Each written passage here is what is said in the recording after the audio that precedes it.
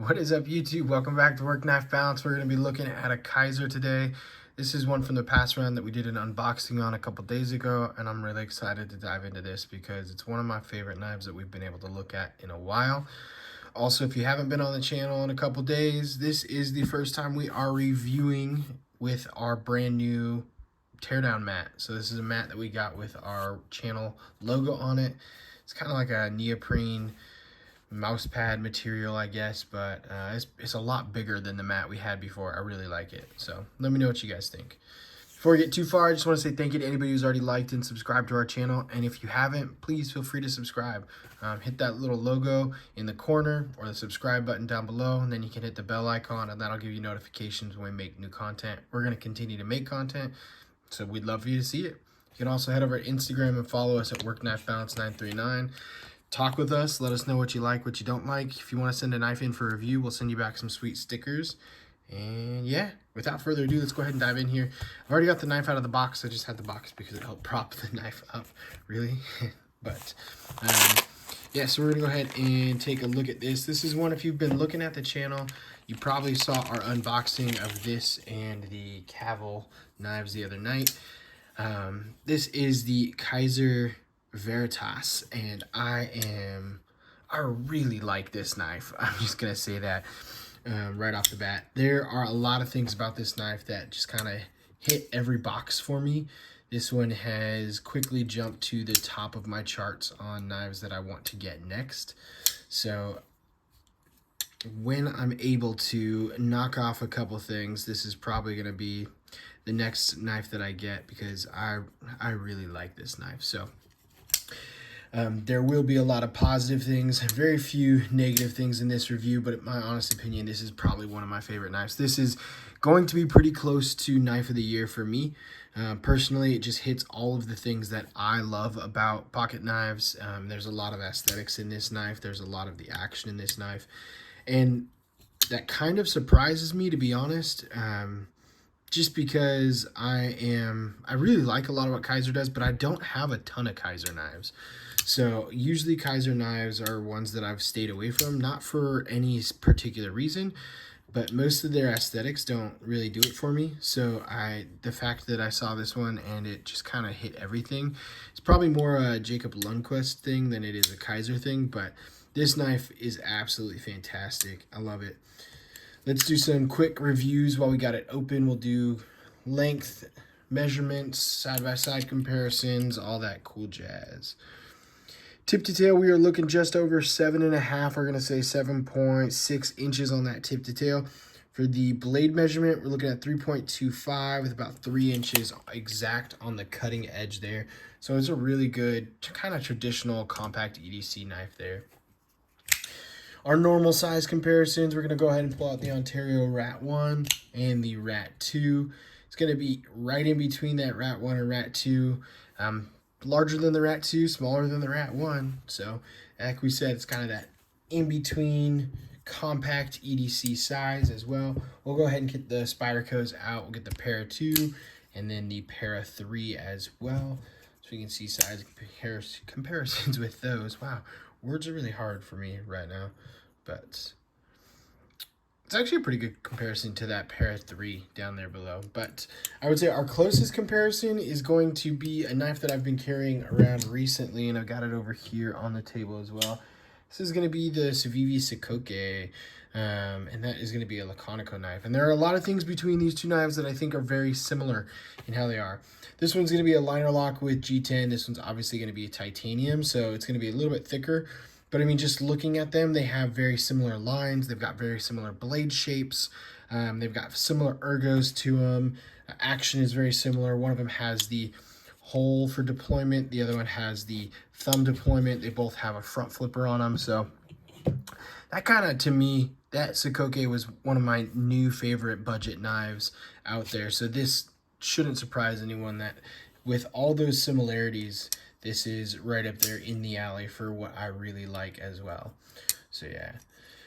First off the bat, one of the really cool things about this one is we are sitting on S35 VN steel, so that is going to be a more premium steel, which is really nice. The action on this is absolutely amazing. It is so snappy.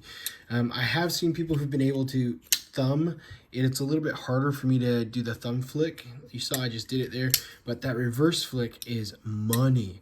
That is absolutely beautiful. Really easy to get that out. You can get a really nice front flip with just the tip of that pointer finger. Come all the way over to the second knuckle and knuckle it out if you want, or you can actually get up here and bick it out pretty easily as well. So you've got a real snappy action with this one. That detent is dialed on this for sure. I really like the square pivot that they put in this one.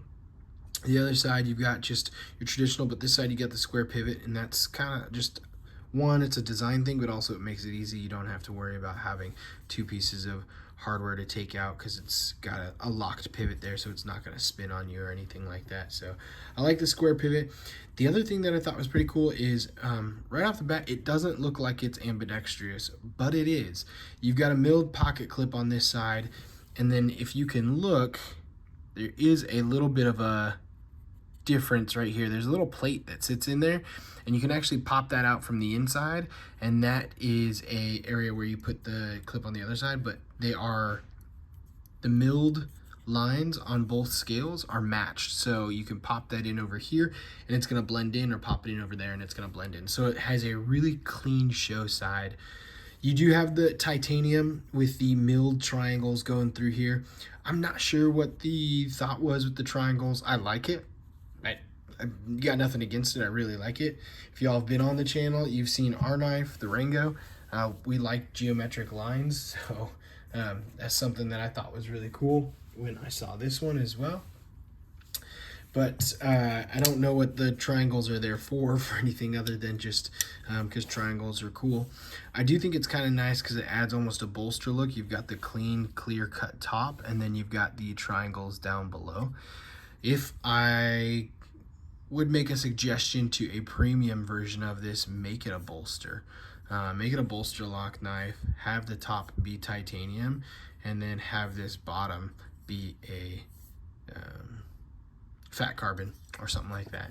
Devo has that on a lot of his knives, and I think they're pretty cool. Not a lot of his knives.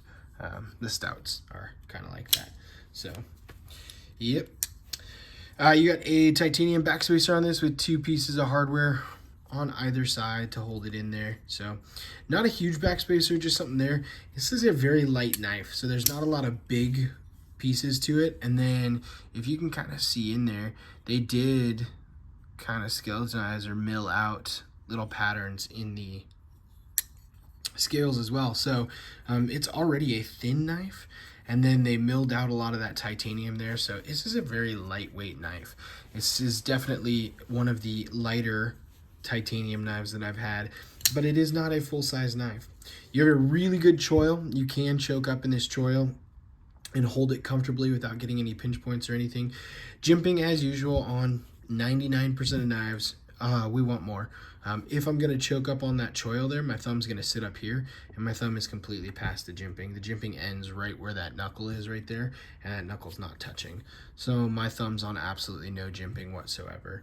If you do choke up, because there's this cutout here for the frame lock and where the hole deployment is, it gives a second really good anchor spot for that knife. So you can kind of, or for your finger in that knife, so you can kind of hold it in there. Ergos are really nice, both upwards and back. So when you choke up, you can get it really good. Also, reverse grip, not the most comfortable, just because the pocket clip kind of hits it in there, but it is not bad by any means. So there's no hot spots or anything. It's just there are more comfortable knives out there when it comes to reverse grip as well. So yeah, I really love the, I don't know, it's hard for me to express why I like this knife so much. It's kind of a gut thing. And I saw it, and I've wanted to pull the trigger on it 5 or 6 different times that I've seen it and been looking, but I just haven't. And so it's a knife that I everything about it I want, but I haven't been able to pull the trigger on it yet.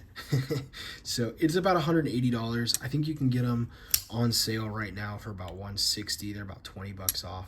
So I'll go ahead and post the link below if you guys want to go ahead and check that out. But if it's an Amazon link, that will support our channel. If not, go ahead and follow it, and don't worry about supporting us. We do love the support if you want to follow those, but like I said, we're going to continue to make content regardless. So yeah, I don't know. I don't have anything negative to say about it, and everything about this knife I really love. If you guys have seen a Grimsmo Rask, this to me reminds me of a smaller version of a Rask. That's how it feels in hand, at least. It feels like a small Rask, and the Rasks are absolutely phenomenal. Those go for $1,000. They're way more expensive, much higher premium material, and more of a custom version of a knife there. This is nowhere near that in quality, but I'm just saying that's what it feels like in hand. It feels like a cheap version of a Rask, which is not bad by any means. I love the blade on this. I was talking to someone else about it, and they thought there should be more to the aesthetics of the blade, but personally, just the hole and just the plane with that satin finish, how shiny it is, I really like it. And just the flat grind all the way through. You don't have to worry about anything. It's really nice. It's going to be huge choil for sharpening. You're going to have this thing for years and be able to maintain that edge and keep it up there. I don't know what the hardness is on these, but I would imagine with Kizer it's going to be something pretty decent. Definitely dead center in there when it's locked in. Yeah. There's not much else for me to say about this knife, but I'm just gonna say that this is definitely a contender for me. I know I don't seem too excited, but it's because I've been playing with this knife for a couple days now, and so my excitement has not subsided, but it has been muted some because of the excitement that I've been just playing with it, messing with it so much that that excitement isn't as gung-ho. But this is probably going to be in my top 5 for 2023. Right now, this is definitely going to be in my top 3 for 2023, but I like to leave space because I know there's a couple knives coming out still that I'm really excited to see how they do. So, yeah, I'm not going to say it yet. It's definitely not knife of the year for me yet, but it's going to be a contender for me. It's going to be a contender for me. Not everyone, and that's okay. Everyone's allowed to have their own opinions and whatnot, but this is definitely going to be a contender knife of the year 2023 for me. Yeah, let me know what you guys think. If you've been able to hold one, what you like about it, what you don't like. I think they only come in the one version. That's the one thing I would change. I would love to see a black titanium like this Migron Carix over here. This is I really, really, really like the black titanium on these. So that would be really cool to see a black titanium in something like this. So yeah, I think this is absolutely worth every penny for the $189. This could sell for more. I'm glad they don't price it much higher than that. So if you don't have one, pick it up. I'm going to go pick one up myself. So until next time, TTFN.